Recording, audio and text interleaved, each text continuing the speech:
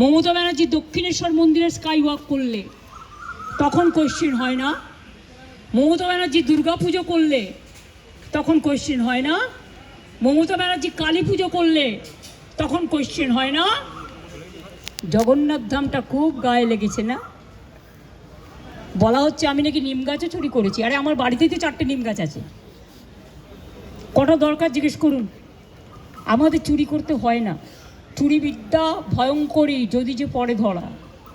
যারা চোর, mother of thieves আর সাউথস মোস্ট। চোরের মায়ের বড় গলা, চোর কি মাই জোরসে বলে।